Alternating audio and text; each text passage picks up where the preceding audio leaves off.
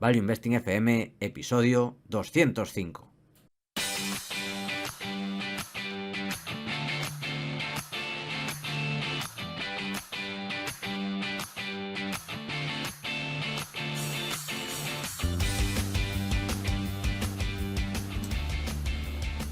Hola, soy Paco Lodeiro. Bienvenido a Value Investing FM, el podcast semanal en el que te ayudaremos a sacarle partido a ese dinero que tanto cuesta ganar y ahorrar.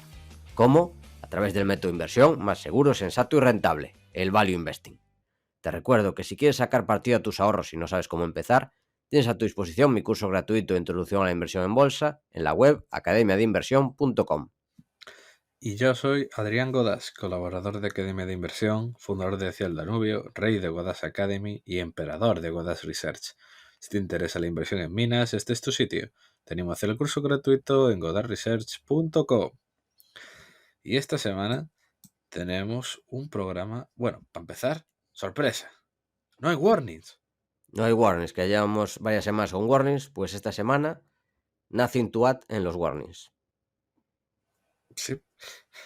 Esta vez tenemos a un invitado muy interesante porque, aparte de que me encanta el nombre del fondo, me parece un nombre muy bonito, es una de las primeras personas, bueno, ya vino alguno con anterioridad al podcast, pero es de las pocas personas quant que han pasado por aquí.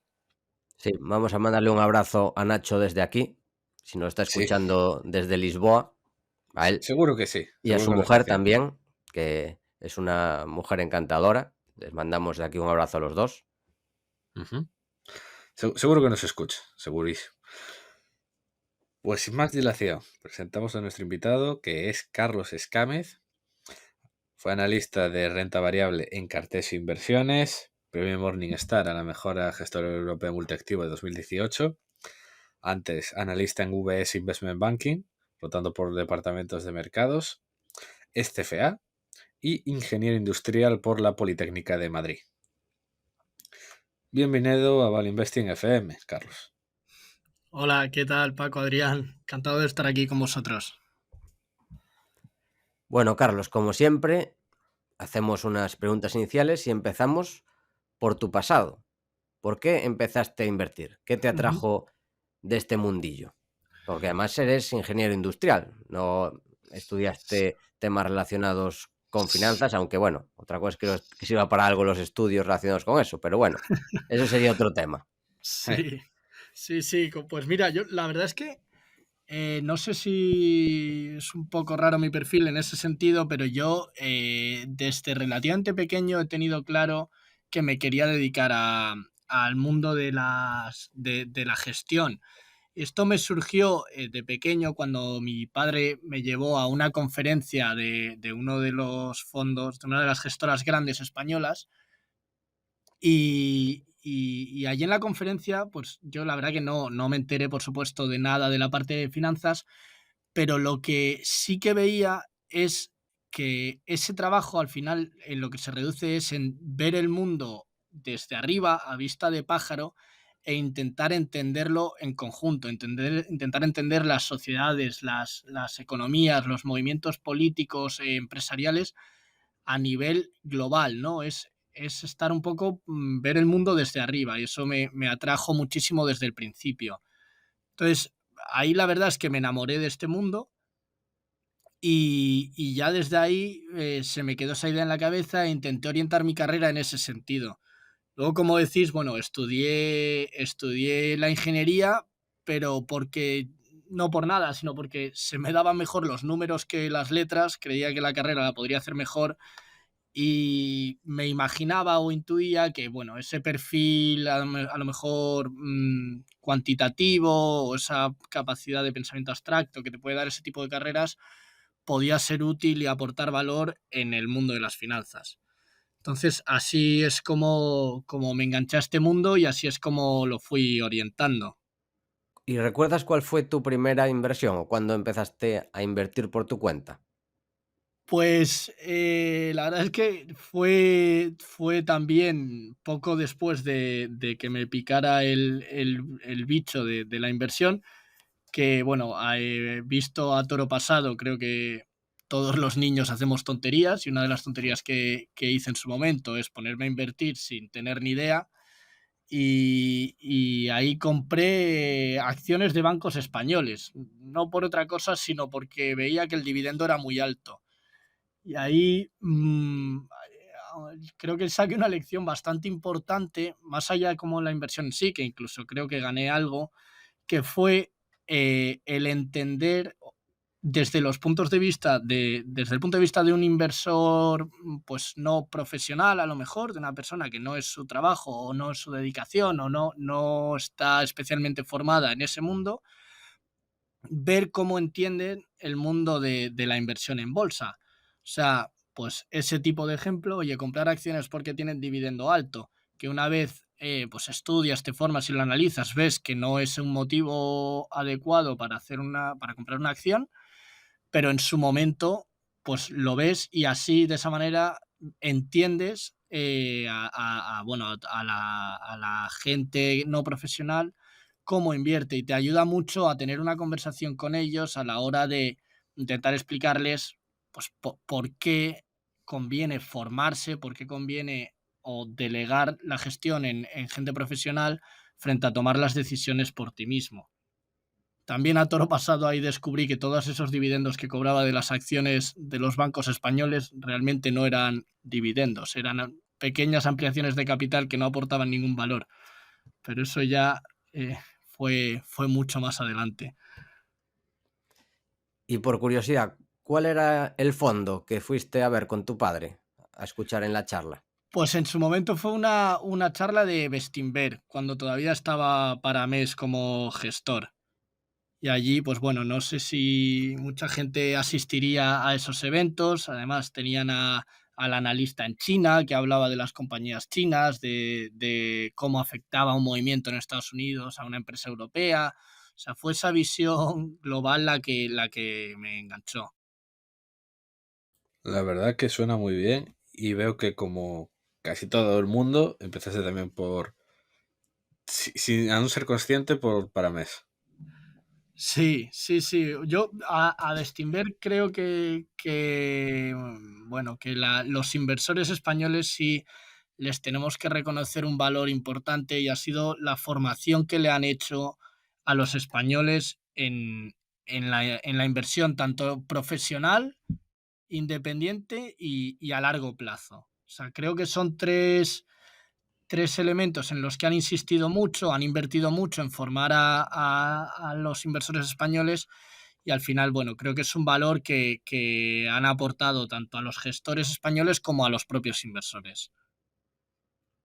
Sin duda, yo me acuerdo en 2007, 2008, que es cuando estaba en Irlanda estudiando el máster en finanzas, viendo todos los vídeos de Bestinver, que tenían subidas las conferencias anuales, Ujú. bueno, era la época del Bestinver de Paramés, y bueno, unas masterclasses absolutas, que supongo que seguirán estando ahora en internet, pero Ujú. recomendables 100%, y antes era lo que había, no había mucho más. Sí.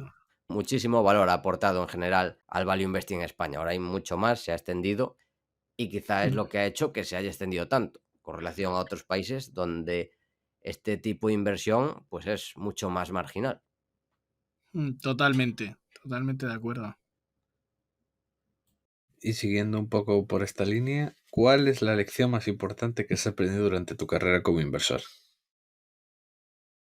Pues aquí quizás la lección más importante que podría decir es la humildad.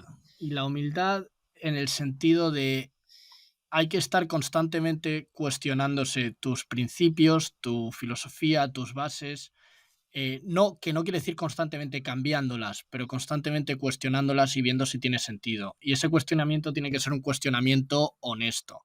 Muchas veces yo creo que eh, en este mundo tú tienes una formación o una forma de pensar muy clara y muy definida, que con el tiempo se va arraigando cada vez más, pero muchas veces has llegado a esa forma de pensar por motivos que no quieren decir que vaya a ser la mejor forma de hacer las cosas. Puede ser que estudiaras eso en la carrera, puede ser que durante una época esa forma de pensar funcionara muy bien a la hora de invertir, pero esto es un mundo complejo, cambiante, en el que creo que es vital replantearse todos esos principios y tener esa honestidad para hacerlo. Entonces, bueno, eso, por ejemplo, en nuestro fondo, ahora eso es siempre vital. O sea, tenemos prohibido tomar cualquier decisión o hacer cualquier cambio que no hayamos demostrado de alguna forma, o teóricamente o empíricamente. O sea, no queremos partir de ninguna a priori, de ninguna filosofía, de ninguna forma de pensar, sino que queremos replantearnos todo desde cero. E incluso algo que vemos que está muy replanteado, constantemente intentamos verificarlo y ver que se sigue cumpliendo o que estábamos en lo cierto. Creo que es lo más difícil para un inversor a largo plazo y creo que es de las cosas más importantes. ¿Y cuál es tu estilo de inversión y cómo ha evolucionado? Porque tienes un estilo diferente a la mayoría de gestores que traemos aquí.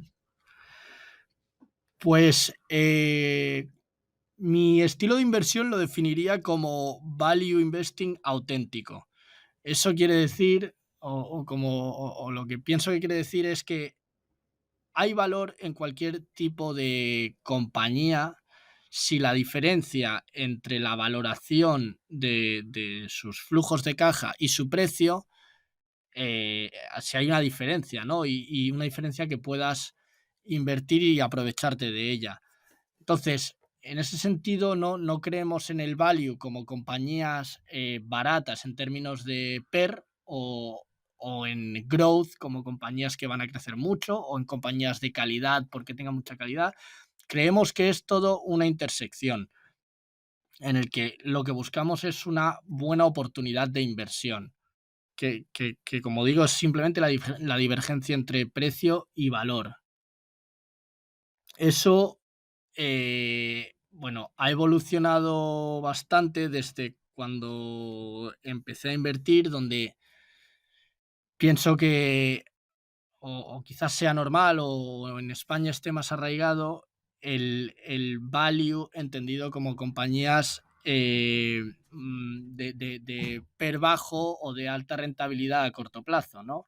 Entonces, muchas veces esa rentabilidad alta a corto plazo o ese PER bajo está justificado, ¿no? O sea, otra de las cosas que creo que he aprendido a lo largo del tiempo es la eficiencia del mercado y la capacidad para poner precios que están muy cerca de la realidad. Por eso nuestro modelo de inversión no se basa en creer que somos mucho más listos que el mercado, porque creemos que es difícil competir contra miles, si no millones de personas tremendamente formadas con el mismo objetivo, que es maximizar la rentabilidad de sus inversiones. Entonces, en ese sentido, lo que buscamos es sistemáticamente identificar pequeñas divergencias entre precio y valor. Por eso, bueno, luego no sé si entraremos más en detalle en el cómo hacemos las cosas en el sistema, pero nosotros sistemáticamente, mediante un algoritmo que hemos definido, analizamos todas las compañías del mundo desarrollado o a partir de un cierto tamaño y liquidez y buscamos esas pequeñas divergencias que se pueden dar en cualquier geografía, en cualquier tipo de estilo, en cualquier situación. Por resumir, diría que somos estilo agnóstico, creyentes en una eficiencia alta del mercado y que de las pocas formas que se puede sacar valor a largo plazo es sistemáticamente identificando esas divergencias entre precio y valor.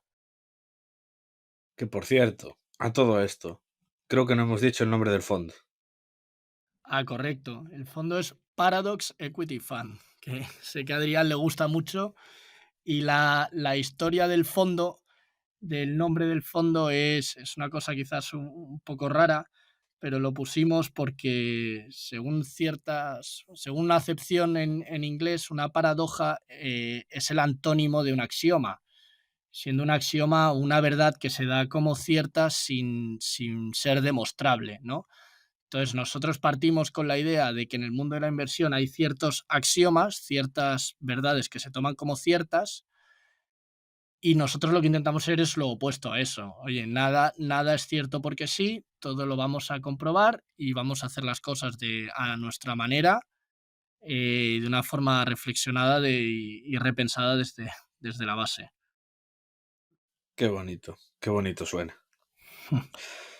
¿Y cuáles dirías que son tus fondos e inversores de referencia? Pues mira, aquí te diría uno moderno, Terry Smith, el gestor de Fundsmith, que bueno, es súper conocido, pero creo que además de tener un discurso muy claro, muy centrado en el largo plazo, en el análisis fundamental profundo, en el que no estoy del todo de acuerdo, él sí que tiene un estilo muy definido, como comentaba yo soy estilo agnóstico, creo que dentro de la gestión tradicional, por así decirlo, tiene sentido su forma de aproximarse al problema, que es voy a centrarme en muy pocos sectores que creo que tienen megatendencias a largo plazo y me voy a hacer muy especialista y en esos sectores voy a extraer valor. Entonces, ahí le veo un valor, creo que es una persona que piensa todo desde las bases y también justifica teórica y fundamentalmente sus decisiones. Y además creo que ha aportado un valor importante a la gestión activa. O sea, estamos viendo en los últimos años mucho movimiento hacia gestión pasiva, en parte porque pocos gestores de gestión activa lo han superado, eso es una realidad. Pero bueno, creo que él es un claro ejemplo de cómo haciendo las cosas bien la gestión activa puede aportar mucho valor a un inversor. Después, un inversor que está muy relacionado con lo nuestro sería Jim Simons, que es el dueño de Renaissance Technologies, que bueno, aunque nadie sabe exactamente qué hace o cómo hace las cosas, lo que sí está claro es que ha sido uno de los pioneros en la historia en este tipo de gestión cuantitativa, basada puramente en datos y sistematizada. Y bueno, y la realidad es que tiene un fondo que da pues más de un 40% al año consistentemente. Entonces no puede ser más que un fondo de un gestor de referencia, aunque nadie pueda invertir en él. Y luego un fondo, o sea, un gestor, perdón, que es un clásico y que puede sonar a cliché, pero no puedo evitar decirlo, es Warren Buffett. O sea, creo que tiene una forma de entender el mundo tan clara, tan limpia, que es espectacular. Y cada vez que se lee algo de él, se aprende algo nuevo.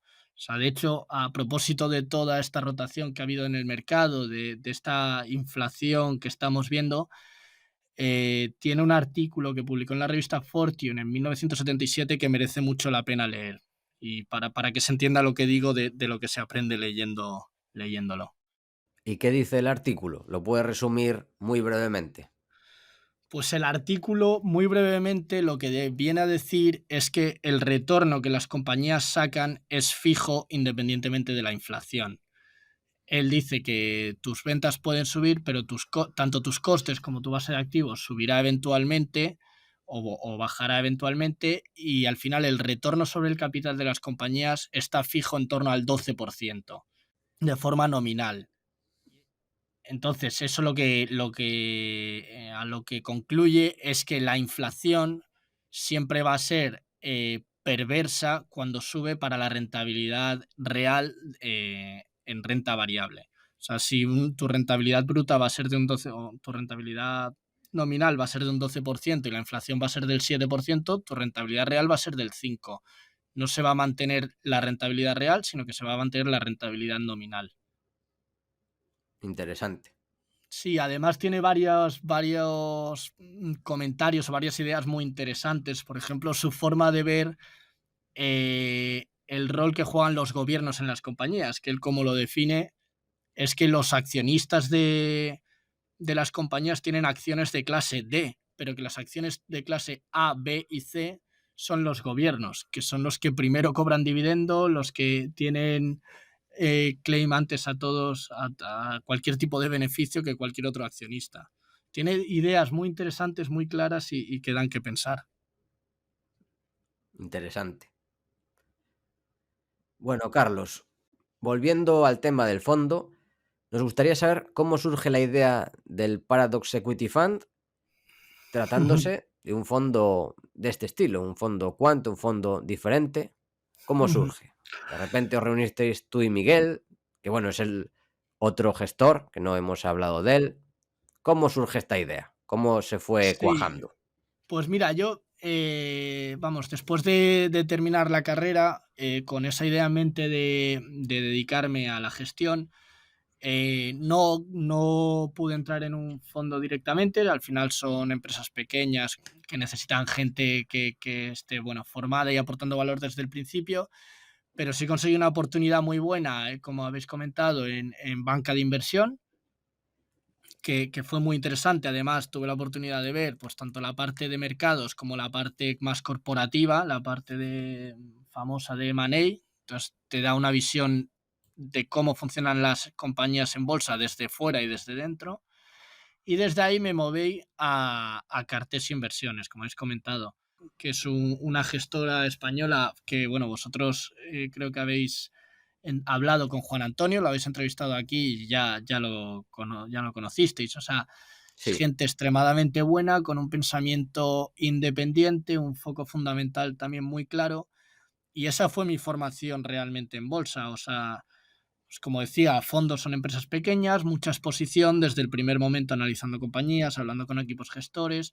Entonces tuve una formación muy fuerte en esa parte fundamental y de inversión, pero siempre me estuvo picando esa parte más cuantitativa o sistemática que personalmente tengo, y además pues me formé en la carrera más en ese aspecto, ¿no? Entonces, cada vez me fui obsesionando más con intentar sistematizar los procesos, por un tema sobre todo de consistencia en el análisis y en la toma de decisiones. O sea, al final un fondo tiene que comprar un número de compañías que tienen que ser comparables entre sí, a nivel de cuáles son mejores oportunidades de inversión. Entonces, más allá del resultado, que es muy fácilmente comparable, que es qué compañía tiene más upside, pues yo creía que era muy importante también que el proceso de llegar a ese número fuera comparable. Entonces cada vez fui sistematizando más ciertos procesos, ciertas cosas. Esa idea fue tomando más fuerza en mi cabeza hasta que se convirtió prácticamente en una obsesión. Entonces hablé con Miguel, que habéis mencionado, es mi otro mm, socio, que también es compañero de la carrera de industriales. Él trabajó en la consultora BCG y luego estuvo en un fondo de private equity, también es CFA. O sea, un perfil también muy similar, en el sentido de ser un perfil matemático, cuantitativo, pero además estar muy formado en finanzas. Le comenté la idea y desde el primer momento pues le pareció muy buena idea. O sea, vio que tenía mucho sentido, que había poco o nada de esto en España y que merecía la pena intentarlo. Entonces estuvimos un año prácticamente desde que dejamos de cobrar, que es lo que mejor recordamos en nuestros antiguos trabajos, hasta que empezamos a gestionar el fondo.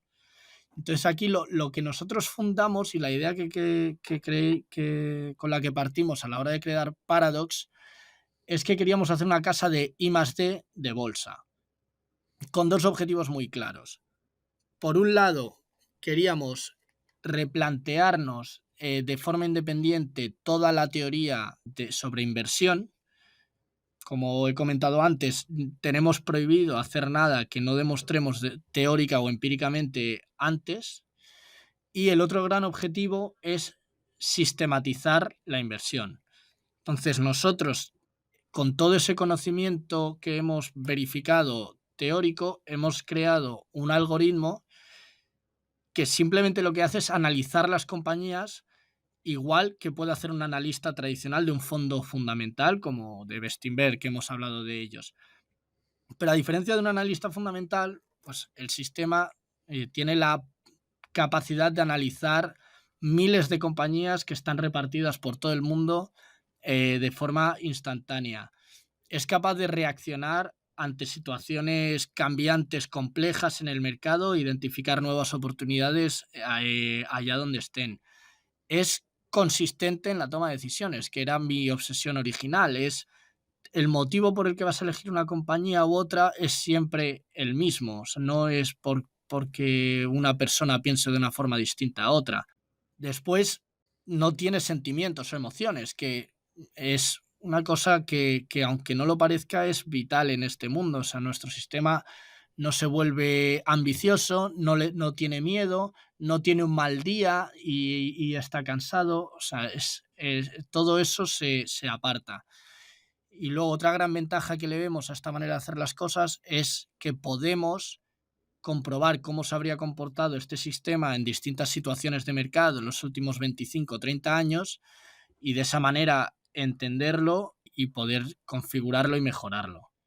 Entonces nosotros, con ese fondo y exclusivamente con el resultado del análisis de ese algoritmo, gestionamos el Paradox Equity Fund, que es un fondo que está en Wealthia, que son nuestros compañeros de viaje que, bueno, como sabéis, los nuevos gestores no tienen que apoyarse en gestoras establecidas para lanzar un fondo, y en ese sentido Wealthia creyó en el proyecto desde el minuto 1, siempre lo quiso hacer parte de su oferta, nos ha dado todo el apoyo que hemos necesitado y nos ha ayudado mucho también en este camino. Qué bonito suena. Y ahora que nos has contado un poco del fondo, ¿nos podrías explicar un poco más cómo funciona el sistema, el algoritmo? ¿En qué se basa? Sí. O sea, esta es quizás la parte más compleja y lo que más nos cuesta explicar, pero lo voy a intentar.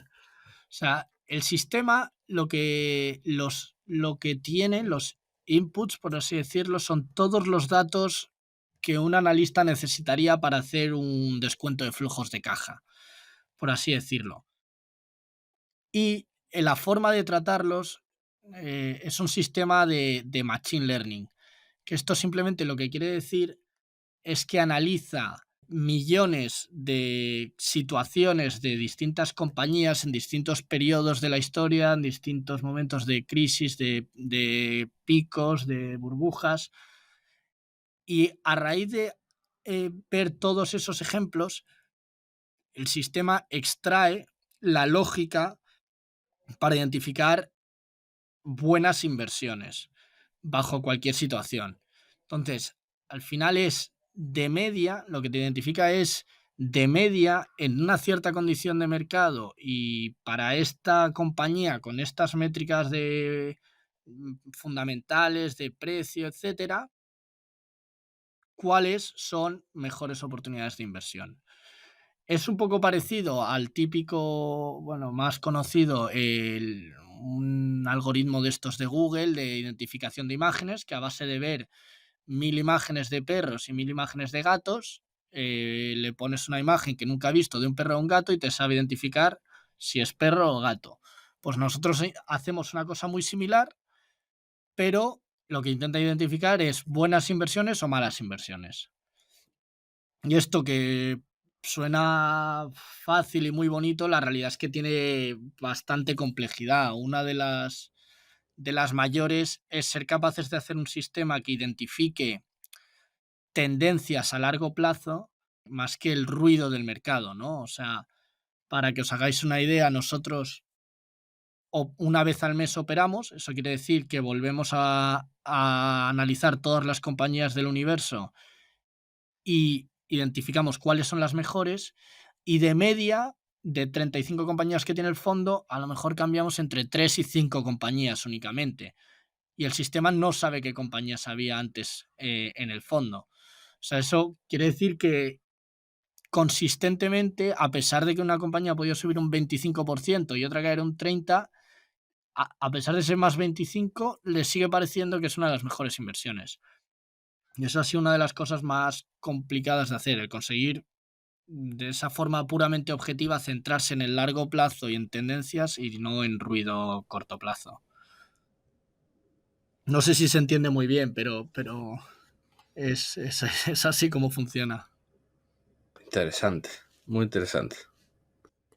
Y este algoritmo, a día de hoy, bueno, estoy mirando las empresas que tenéis. ¿Cómo lo tenéis diversificado? De aproximadamente, Ujú, eran 30 empresas, comentaste, ujú. y ninguna tiene un peso muy grande. Estoy mirando, bueno, en Morningstar, que la mayor es FICO, Fair Sí, Visa Corporation, que tiene 3,3. Bueno, esto irá ujú, cambiando, supongo, pero sí. en el momento, Pues nosotros, sí. sí, es muy simple. O sea, ordenamos las oportunidades de inversión de mejor a peor en cada momento. Porque una de las bases que tenemos es que hay que estar 100% invertidos. Nosotros no creemos en acertar el corto plazo en ese sentido. Siempre creemos que lo mejor a largo plazo es estar en cada momento invertido al 100% en lo que relativamente es mejor en ese momento. Entonces nosotros ordenamos de mejor oportunidad de inversión a peor nuestro universo y cogemos las 35 mejores. Es así de simple y las ponderamos todas por igual. Todo esto, como os comentaba, pues lo hemos mirado y remirado de mil formas, si conviene diversificar más, si conviene tener más o menos compañías, si conviene dar pesos distintos a distintas compañías. Y al final lo que vemos es que lo primero es que todo efecto de diversificación te obliga a ir más abajo en esa escala de calidad potencial como inversor como inversión de las compañías. Es decir, si por el hecho de diversificar tienes que coger una compañía que es potencialmente bastante peor inversión, incluso en términos de rentabilidad partido por riesgo, puede ser una mala decisión. Y en nuestro caso hemos verificado o hemos comprobado que es mejor decisión dejar que el sistema tome sesgos temporales a cambio de una diversificación con compañías potencialmente peores como inversión. Y con el peso lo mismo. Dentro de unas 4.000 compañías que hay en nuestro universo, las 35 mejores tienen un potencial como inversión indistinguible entre ellas. Entonces no ponderamos unas más que otras y dejamos que empiezan todas teniendo un mismo peso y dejamos que se vaya moviendo con los precios. Por eso, bueno, ahí en Morningstar ves que unas tienen más y otras menos, pues es fácil calcular cuáles han sido las que mejores han ido y las que peor han ido.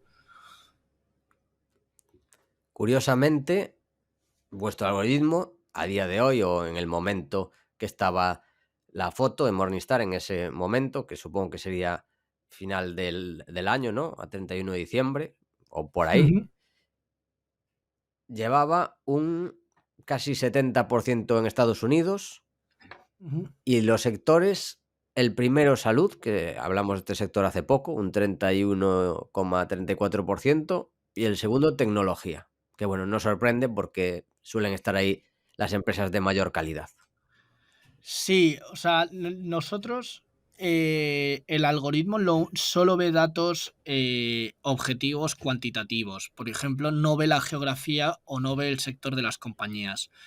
Eso no queremos que lo vea además porque es una información que no tiene ningún valor real de cara a la calidad del negocio y si lo tiene, el sistema lo puede inferir a raíz de sus métricas, sus valoraciones, etcétera.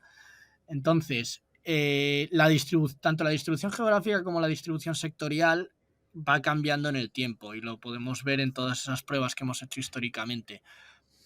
Es verdad que el peso en Estados Unidos entre el 70 y el 80% sí se mantiene más o menos estable, pero simplemente porque nuestro universo tiene esa composición.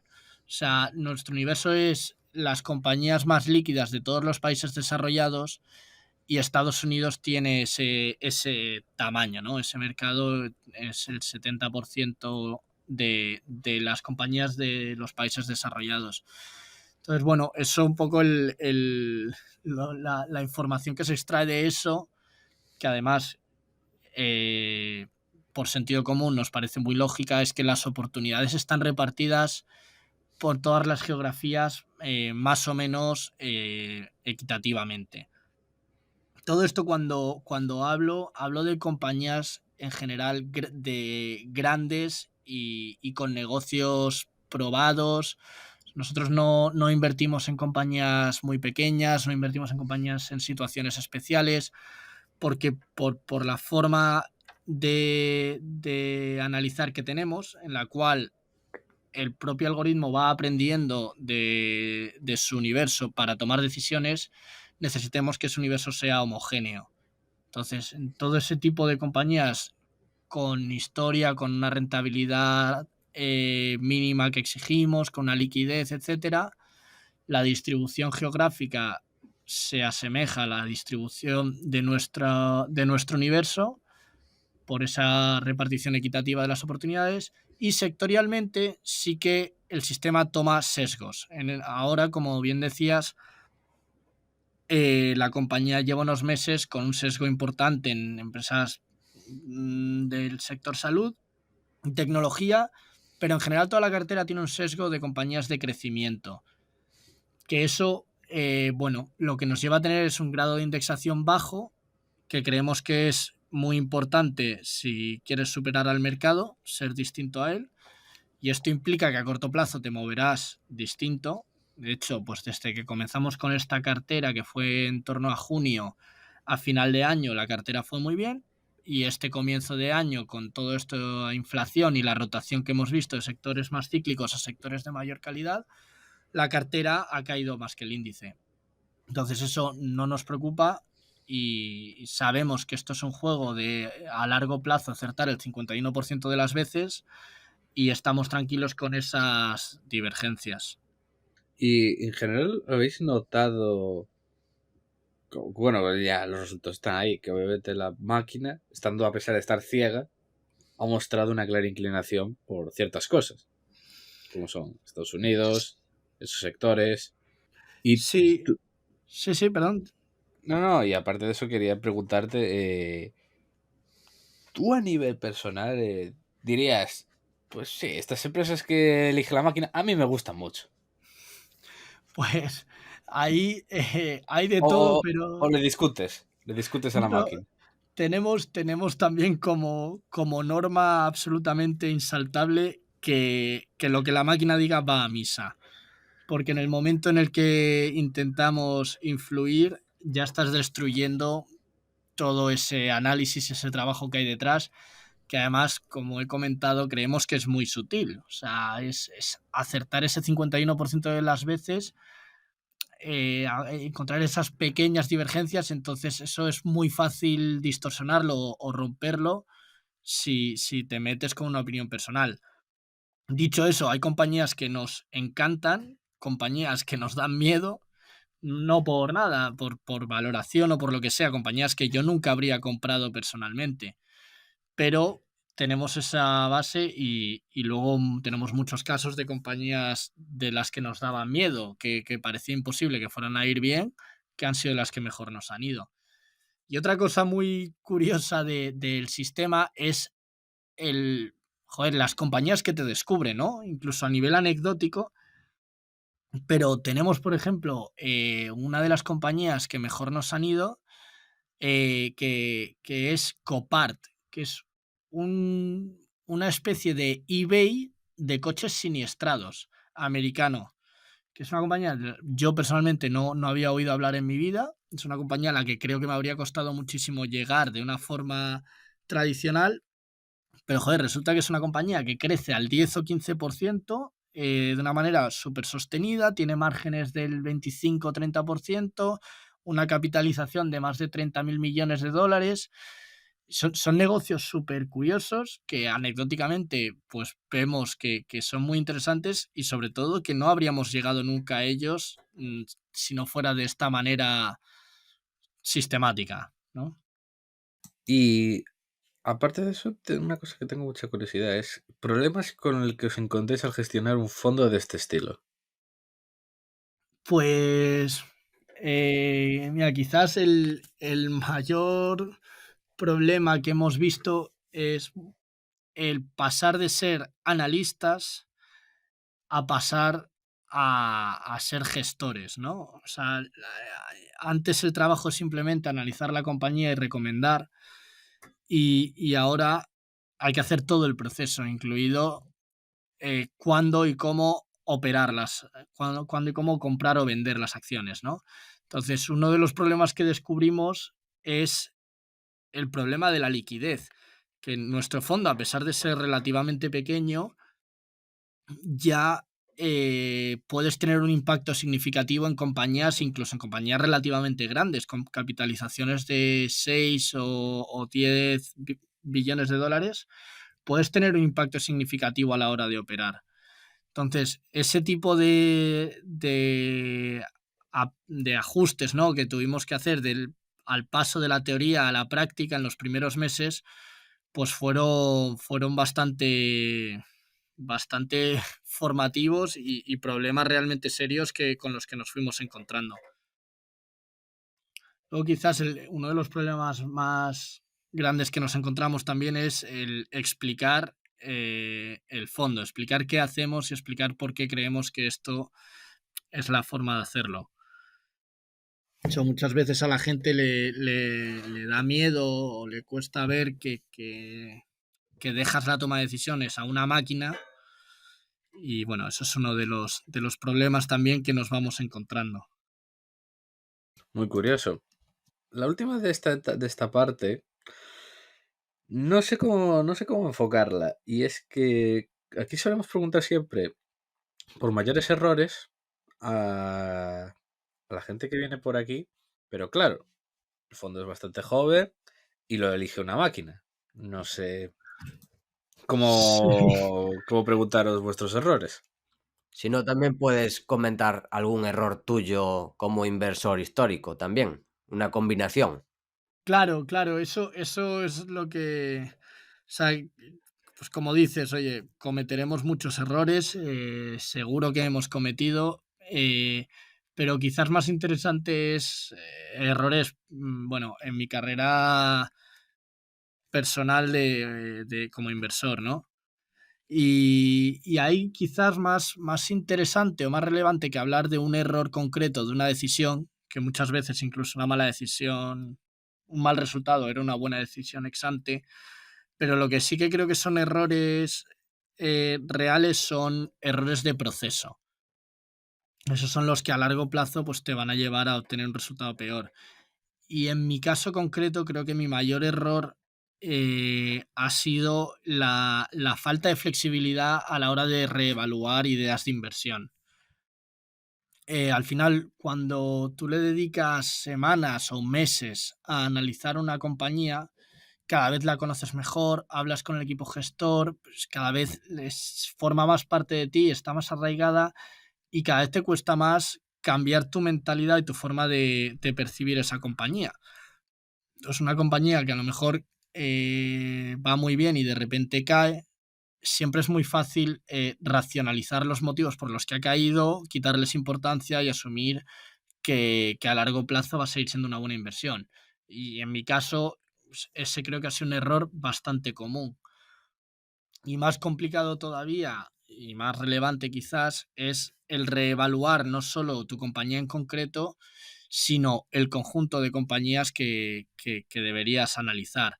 Que eso, un ejemplo bueno es durante la época del COVID, no sé si a todo el mundo le pasó, a mí desde luego, claro, todas las compañías cayeron mucho y pues, estoy convencido de que todos los analistas que teníamos nuestras compañías y nos conocíamos perfectamente sabíamos que esas caídas eran una barbaridad, eran injustificadas. O sea, con el largo plazo no podías justificar que 1 o 2 años de caída de beneficios, aunque fueran a entrar en pérdidas, justificaran caídas del 35% o 40%.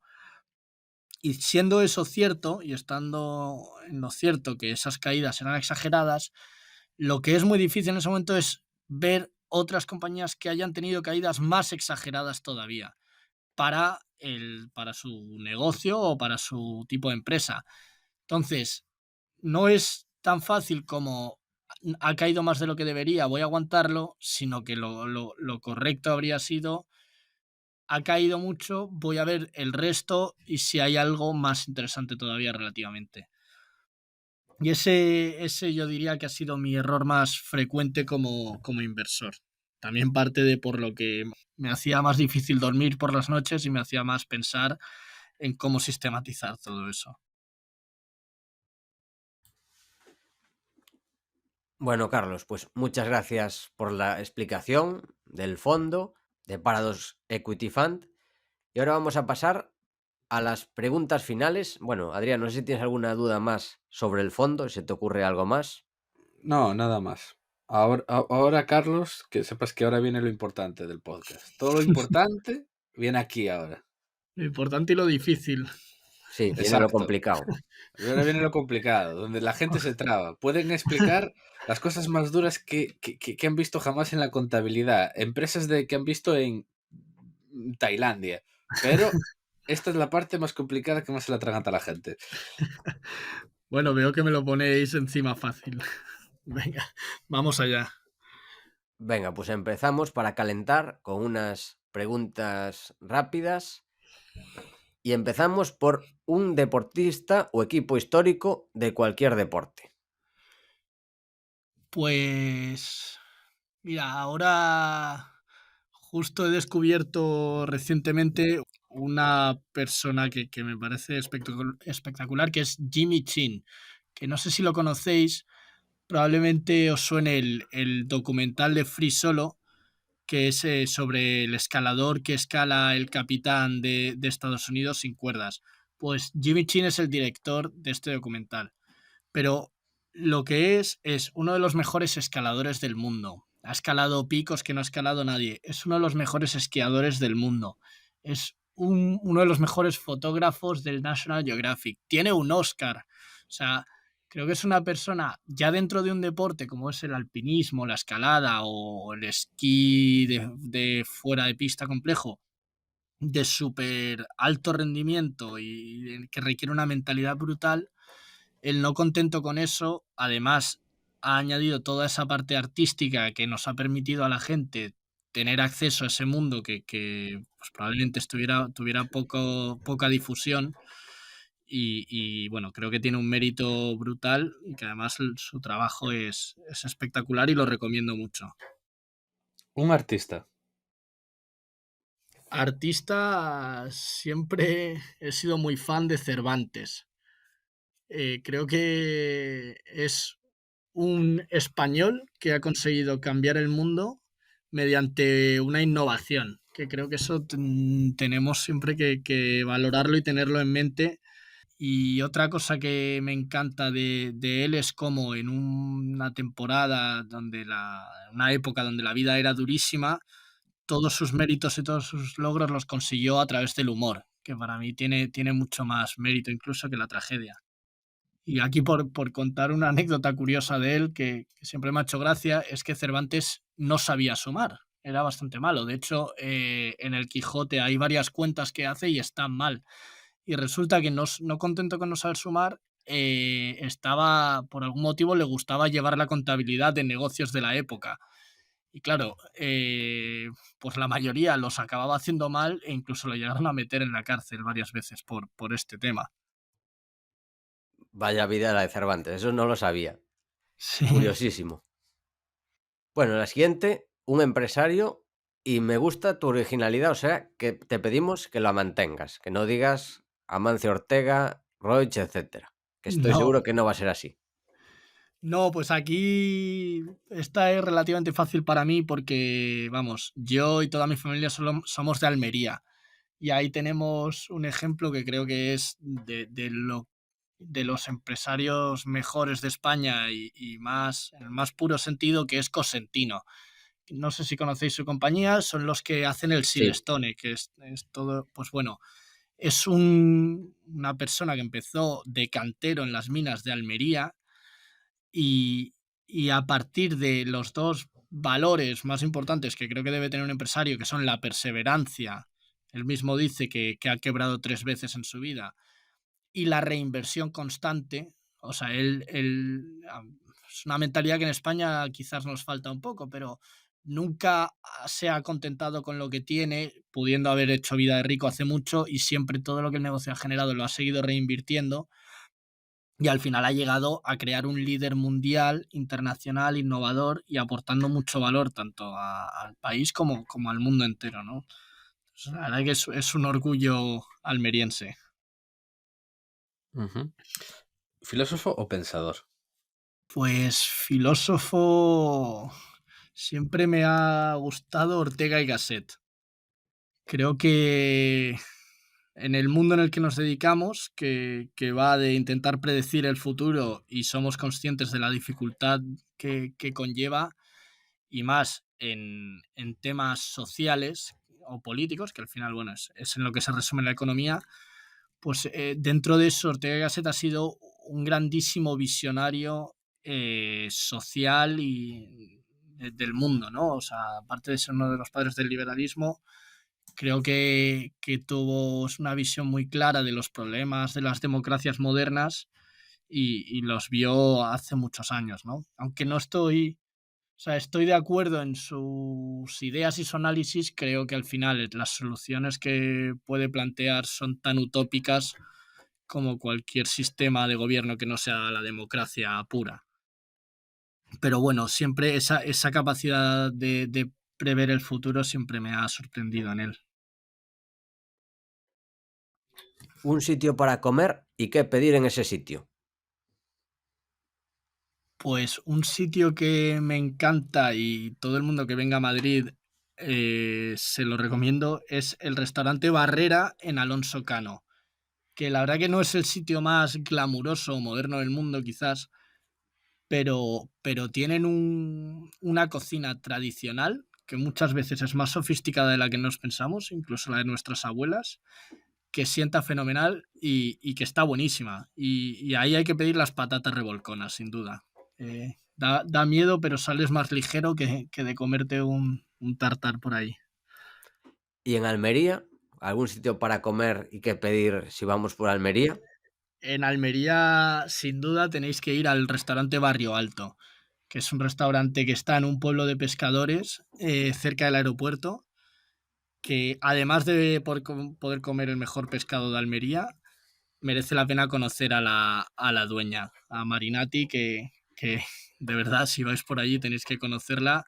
Es la mayor relaciones públicas que existe, un encanto de mujer y una persona muy peculiar.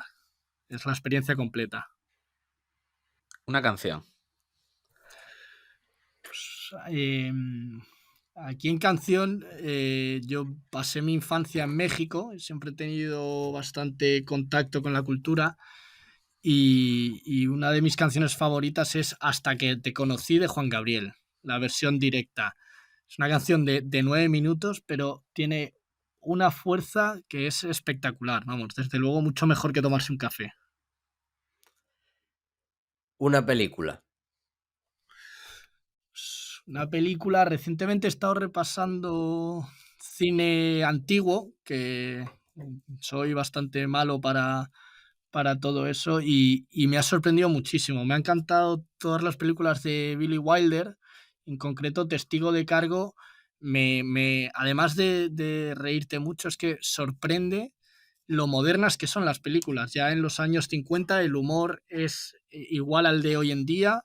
Quizás en España en su momento no lo fuera, pero se ve en Estados Unidos, era ya una sociedad súper moderna y es muy peculiar de ver y un peliculón, que no le dé pereza a nadie el blanco y negro porque se olvida a los 2 minutos. Un videojuego.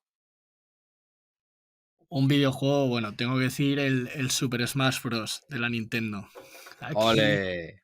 Eres de los aquí míos. Eres de los míos, sí, señor. eso es superior, vamos. Y es que además estudié en el colegio un año fuera y llegas allí con, bueno, con el idioma que te trabas y tal, pero lo que era religión todas las tardes era la partida de Super Smash Bros. Estabas 3 horas ahí con la gente y es una forma de conocer a gente y de entablar amistades que la verdad que le tengo mucho cariño al juego. Qué Mi maravilla. duda es de qué Nintendo, de cuál de ellas, porque yo jugué al de Nintendo 64. Yo soy fan del de la GameCube, mucho más que el de la Wii o el de las más modernas. El de la 64 es un poquito más lento que el de la GameCube.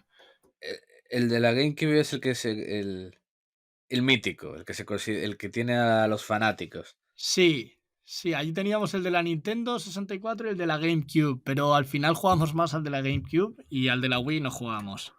Buah, es que es muy exagerado. O sea, solamente Nintendo, solamente por por los fans del Smash Bros. En GameCube, sacó un mando de GameCube para jugar en la Switch y para jugar en otras consolas.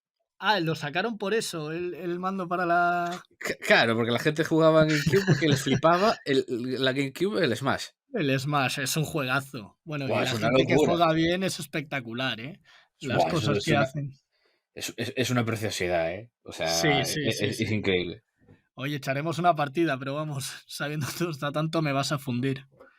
Que va. Tampoco soy tan bueno, joder, yo me gustaría. Y bueno, muchísimas gracias por toda la originalidad, porque la verdad ha sido de los más originales en todo. Iba a decir lo mismo, ¿eh? De las mejores respuestas en las preguntas finales, ¿eh? Enhorabuena, Muy Carlos. bien, muy Sí, bien. sí. Has aprobado, has conseguido aprobar. Venía sí, con un miedo, aplauso. lo confieso.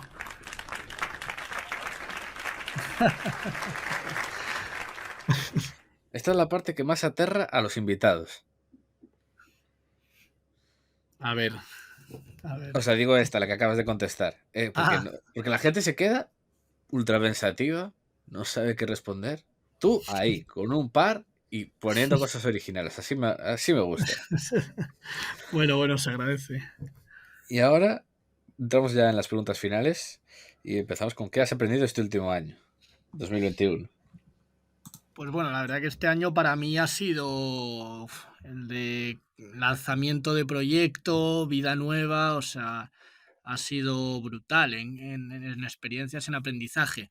Pero quizás lo que más me ha marcado es la diferencia personal que he vivido entre ser analista y gestor. Antes he hablado del punto de vista operativo, pero esto es desde el punto de vista personal. O sea, como analista es muy fácil las decisiones que tomas mal, pues repartir la culpa, aunque sea mentalmente, hoy esta decisión en el fondo la hemos tomado entre todos, y las que van bien son las que recuerdas como que son tu mérito. Pero a la hora de ser gestor, eso ya no vale. O sea, ya toda la responsabilidad de todo lo que ocurra es tuya.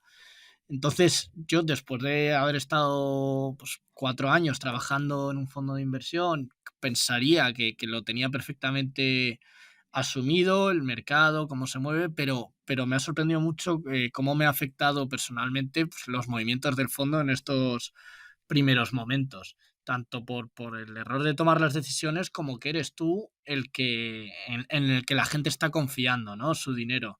Y eres tú el que das la cara por ellos y notas la responsabilidad. Entonces, bueno, en ese sentido agradecemos tener un sistema que no nos permita cagarla como podríamos hacer nosotros con esas preocupaciones. ¿Qué estás intentando aprender en estos momentos? Pues, o sea, la verdad es que como os comentaba, bueno, las decisiones las toma el sistema, ¿no? Entonces parece que nosotros ya nos pasamos el día en la playa y ni mucho menos. De hecho, nuestro trabajo literalmente día a día es aprender cosas. Entonces, en ese sentido, pues vamos tocando todos los palos, desde seguir aprendiendo teoría financiera, como seguir profundizando en estadística, en métodos de tratamiento de datos, fuentes de datos, técnicas de machine learning modernas.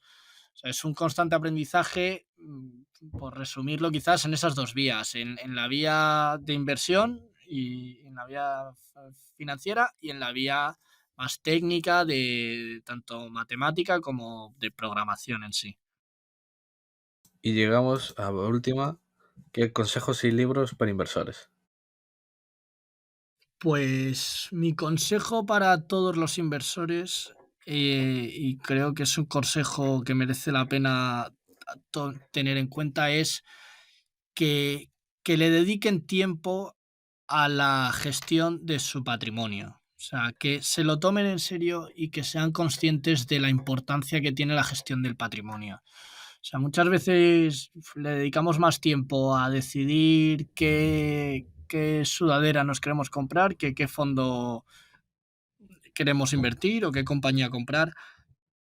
Creo que hay que valorar en el largo plazo. Vamos, si ves las rentabilidades de las bolsas mundiales a 30 o 40 años y lo aplicas a un patrimonio relativamente modesto, joder, España debería estar lleno de gente con mucho dinero, y muchas veces por tomar esas decisiones equivocadas a la hora de inversión o no prestarle atención, pues no se llega a tener esa jubilación o ese final quizás más holgado y más tranquilo. Entonces, realmente valorar la importancia de gestionar el patrimonio. ¿Y algún libro que recomiendes? Y libro, a mí me gusta mucho, además fue uno de los que sentó un poco las bases de la forma de pensar que tenemos en Paradox, que es Expectations Investing, que para mí tiene dos lecciones muy importantes. Una es, en esta que insisto tanto, que hay valor en cualquier tipo de estilo o compañía o sector, mientras la diferencia entre valoración y precio sea buena.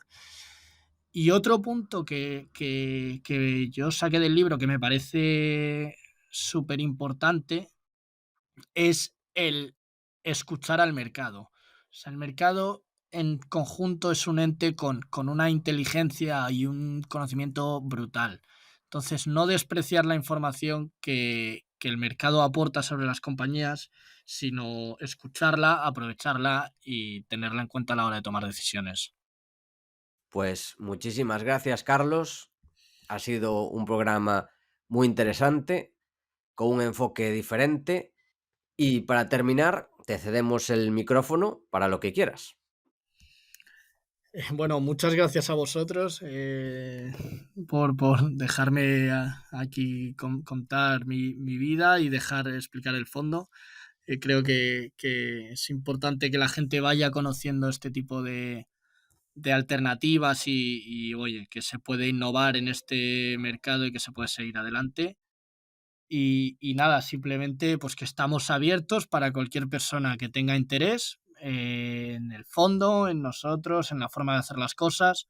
Estamos encantados de hablar con quien sea y bienvenido todo. Adrián, ¿algo más que añadir? Nothing to add. Pues esto ha sido todo hasta la semana que viene. Esperamos que te haya gustado el programa y queremos darte las gracias por estar ahí, y también te agradeceríamos mucho que nos des tus 5 estrellas en Apple Podcast, tu me gusta en iVoox, tu like en YouTube, tus 5 estrellas en Spotify, ya que ayudarás a que este podcast siga existiendo y siga creciendo. Desde aquí, Paco y yo nos despedimos. Que el valor te acompañe.